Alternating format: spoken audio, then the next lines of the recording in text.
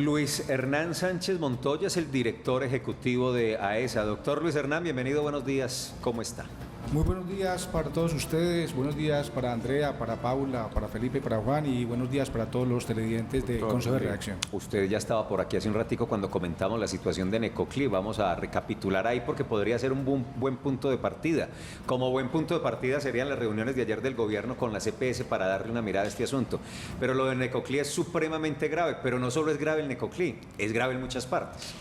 Correcto, nosotros desde la Asociación de Empresas Sociales del Estado de Antioquia, AESA, pues queremos hoy manifestar nuestra profunda preocupación con respecto a la grave crisis que estamos viviendo en los hospitales públicos del departamento de Antioquia. Esta crisis no es nueva, pero se está profundizando. El tema ahora es muy complejo porque si bien el ministro de Salud ha venido presentando en sus intervenciones que tenemos una suficiencia en la cantidad de recursos para la salud, lo que estamos viendo en los hospitales públicos es que cada vez se va disminuyendo más ese flujo de recursos para nuestras instituciones. En este momento, en Antioquia, las EPS y todas las aseguradoras nos adeudan alrededor de 1.150.000 millones de pesos a todos los hospitales públicos del departamento.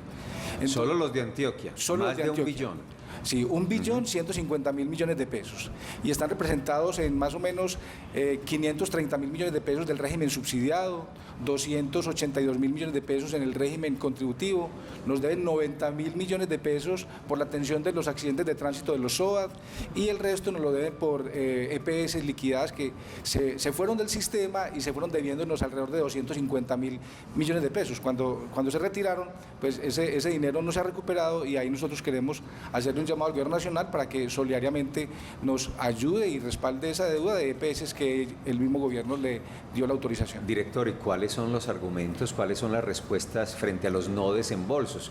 Porque el ministro hace 2 jornadas, Guillermo Alfonso Jaramillo, decía, hay 10 billones para girarle a esas EPS si están dispuestas a continuar su trabajo, aunque ayer Ana María Vesga, y la tendremos en las frases del día, la directora de ASEMI, que es la que agrupa las principales EPS del país, decía, no, venga a ver que esos 10 billones no son diferentes, no son nuevos, hacen parte de lo que debe trasladar el gobierno nacional. ¿Qué responde el gobierno de por qué no se traslada la plata para solventar y resolver esta situación?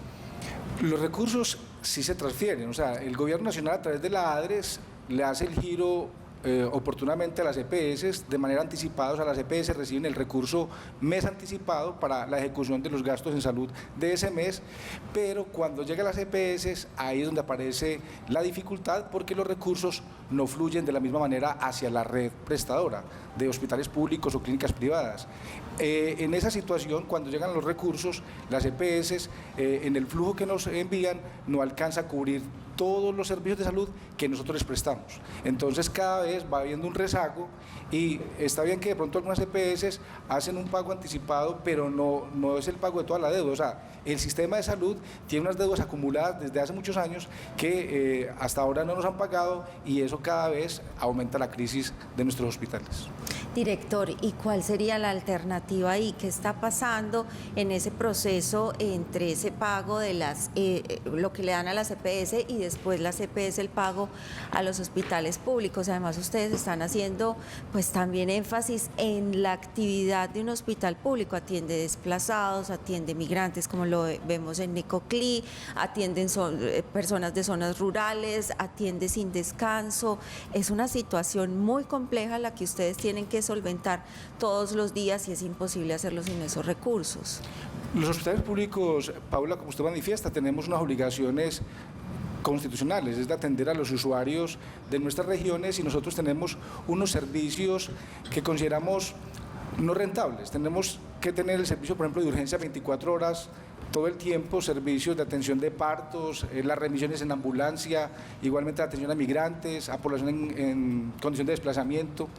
Y todos estos recursos nosotros pues los brindamos, pero no fluye de la misma manera la retribución en el pago por estas atenciones. Entonces, ahora cuando yo los he escuchado a ustedes hablando de la situación del hospital de Necoclí, esa situación es caótica, igual que la de muchos hospitales en los municipios, pero en las regiones estamos encontrando que los recursos que nos están pagando las EPS no alcanzan ni siquiera para financiar el funcionamiento de nuestros hospitales. Entonces ahí vemos la necesidad de que el Estado asuma de alguna manera la atención en salud de esos hospitales más alejados de las regiones, porque con lo que estamos viviendo, el aseguramiento comercial que tenemos ahorita, no somos capaces de sobrevivir, y los hospitales, si seguimos como vamos, estamos condenados al cierre. Director, pero traslados directos desde el gobierno nacional a esos hospitales sería una solución de corto plazo y una vía rápida para que lleguen los recursos. Claro, total. Con el gobierno se ha estado hablando de la posibilidad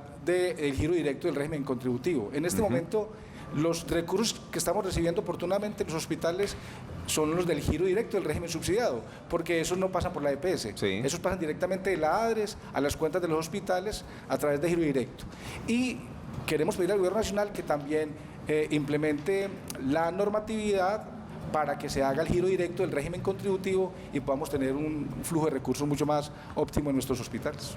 Doctor, ¿y la agilidad del gobierno nacional sí es la adecuada, teniendo presente el comunicado que ustedes emitieron en días anteriores, en la cual hablan de los pasivos pensionales que hacen parte de pagos que realiza el gobierno nacional, y dicen ustedes que va supremamente lento, no se han pagado los costos de las vacunas que también le corresponde al gobierno nacional? O sea, ¿estaríamos en lo mismo o de verdad sí tienen la confianza de que sea con suficiente agilidad? En este momento el gobierno nacional está tramitando una reforma en salud. Dentro de la reforma, en algunos de sus artículos, habla del fortalecimiento de la red pública hospitalaria, que para nosotros sería muy bueno.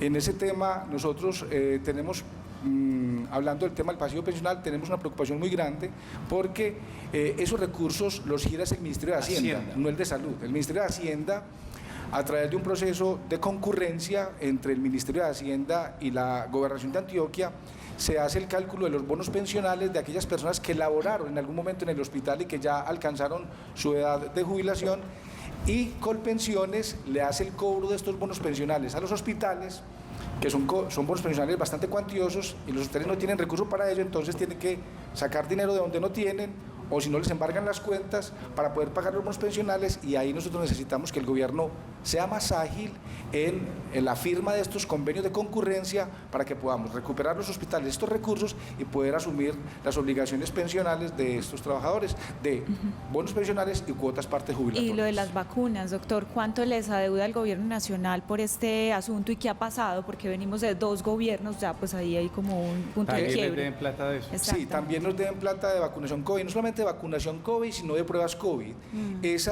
Los hospitales hicimos unos gastos en talento humano, en insumos, para poder enfrentar la pandemia y hacer esta vacunación. Y también hay que hacer la claridad de que el gobierno nacional ha hecho unos anticipos, o sea, a los hospitales le han llegado unos anticipos por el pago de estas vacunas COVID, pero todavía no nos han pagado el 100% de las vacunas que hemos aplicado. Entonces, a un hospital que le dan 300 millones por vacunación COVID, esa es la nómina de un mes, o que le dan 700 millones a los hospitales, nos adeban muchos recursos por esa vacunación COVID, y le pedimos al gobierno que agilice también en ese proceso, porque las fechas que han establecido todavía no se han cumplido, y esperamos pues que esos recursos de vacunación COVID pues nos lleguen oportunamente. Ojalá para el cierre de este año sería una bendición poder cerrar el año financieramente con los recursos de la vacunación COVID, porque eso aliviaría mucho pues nuestros estados financieros. Pero ¿qué es lo más grave? Es decir, dentro de toda esa lista que usted hace, bueno, las deudas de las EPS, las deudas del Ministerio de Hacienda, las deudas del Ministerio de Salud, las deudas, ¿cuál es la más grave de todas? ¿Cuál es la que diga, bueno, hay tantas, pero si al menos si me pagaran esta, nosotros sobrevivimos? Que nos paguen las EPS. Esa es la deuda, la principal. principal deuda con nosotros, es que las aseguradoras honren sus deudas y nos paguen a nosotros lo que nos deben, y que haya flujo de recursos. Mientras que haya flujo de recursos, si las EPS nos pagan a nosotros cada mes lo que producimos, podríamos sobrevivir. Yo quiero contarles un dato muy diciente, y es que de cada 100 pesos que los hospitales facturamos, solamente nos pagan 65. Entonces imagínate, uno con un 65% de lo que factura, los cada otros vez... 35 Y la ¿qué brecha pasa? cada vez se abre más entonces. Los otros el hueco. 35 se quedan en Claro. procesos administrativos en la EPS de glosas, de conciliaciones, ¿Cuál es la de EPS que más les dé a los hospitales de Antioquia? En este momento la EPS que más nos debe en el régimen subsidiado Sí. es Sabia Salud. Es sabia, sí. Sabia. Y en el Sabia Salud contributivo. nos debe 265 mil millones de pesos. Dios mío. Y en el régimen contributivo la EPS que más nos debe es la nueva EPS. La nueva EPS.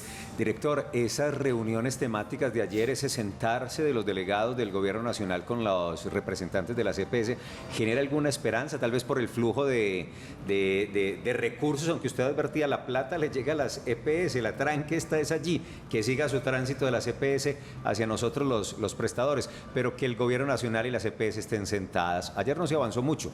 El Gobierno va a revisar, en 10 días se sientan nuevamente. ¿Eso genera alguna esperanza a ver si esto se mejora? Sí, esas mesas temáticas son muy importantes y son de alguna manera esperanzadoras en el sentido de que se revise todo el tema de la estabilidad financiera y en este caso del cálculo de la unidad de pago por capitación, que es lo que pagan por cada usuario a las EPS para la atención.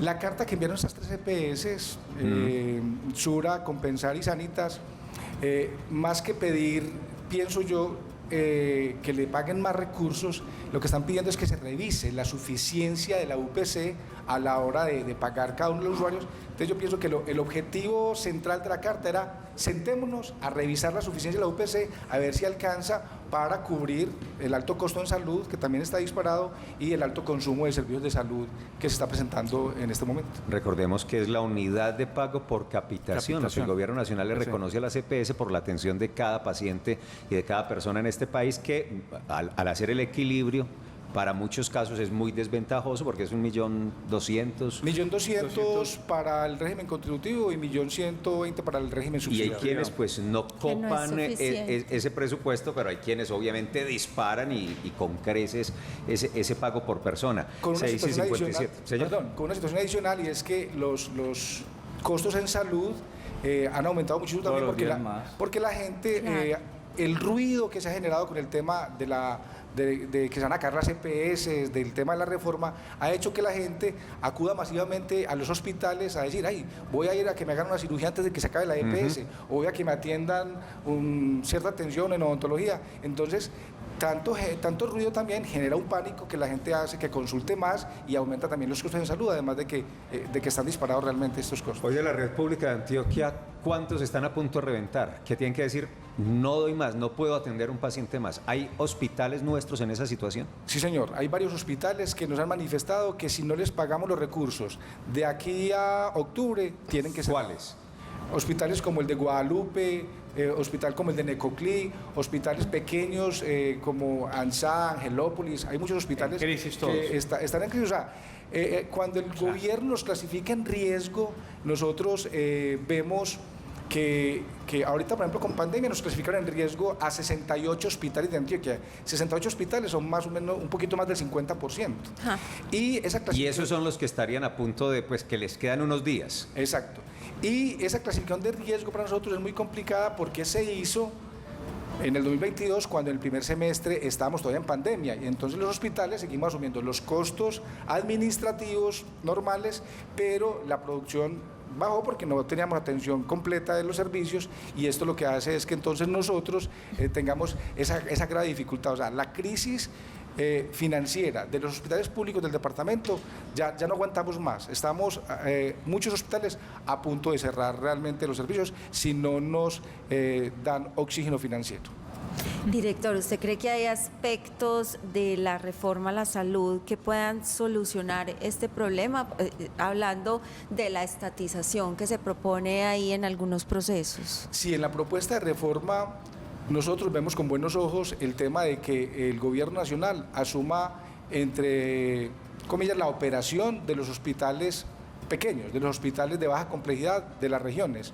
Cuando yo digo asuma la operación es que el gobierno nacional en la propuesta de reforma sería pagar el funcionamiento de esos hospitales, pagando la nómina, los medicamentos, los dispositivos médicos, pues los equipos, y sería a cargo del Estado. Pero doctor, si usted se imagina, si ahora no pagan una prestación social, usted se imagina estar llamando cada mes para que paguen la nómina de un hospital.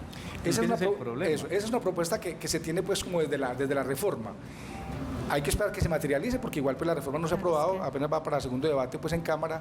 Y otra propuesta muy interesante que nosotros vemos también con muy buenos ojos es el trabajo en redes integradas e integrales en salud.